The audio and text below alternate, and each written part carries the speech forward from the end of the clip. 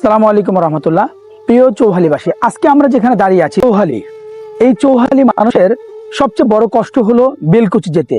যদিও বেলকুচি, চৌহালি, ইনায়তপুর মিলে হলো সিরাজগঞ্জ 5, কিন্তু এরা যখন স্বাভাবিক প্রয়োজনে যখন বেলকুচিতে যায় বা ইনায়তপুরে যায়, এই নৌকাই হলো তাদের জন্য মইন বাহন।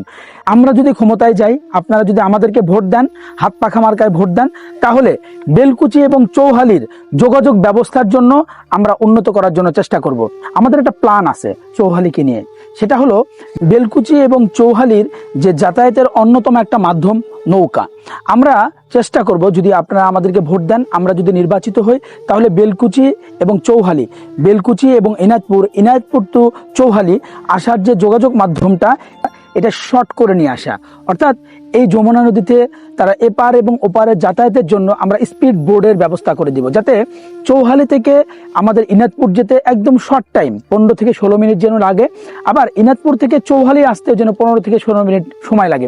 এজন্য আমরা সরকারিভাবে এখান থেকে ট্রান্সপোর্টের ব্যবস্থা করে দিব, যাতে করে দ্রুত আমরা এখানে যোগাযোগ ব্যবস্থা স্থাপন করতে পারি। সেটার মেন প্ল্যান হলো আমরা এখানে আপনাদের জন্য, অর্থাৎ চৌহালি এবং ইনায়তপুর এবং বেলকুচিবাসীর জন্য এখানে স্পিড বোর্ডের ব্যবস্থা করে দিব।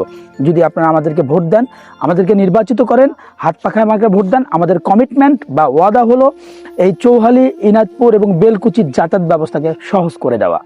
এইবার আর ভুল করা ভাই যাবে না, ভুল করিলে সুখের দেখা পাবে না। দেখে শুনে ঠিক জায়গায় সিল মারো, ইনসাফের মার্কাটাকে উঁচু করো। হাত পাখাতে ভোটটা দিও ভাই সবার মুখে, হাত পাখার জয় শুনতে পাই। জিতবে এবার হাত পাখা, লড়বে এবার হাত পাখা, শহর গ্রামে হাত পাখা।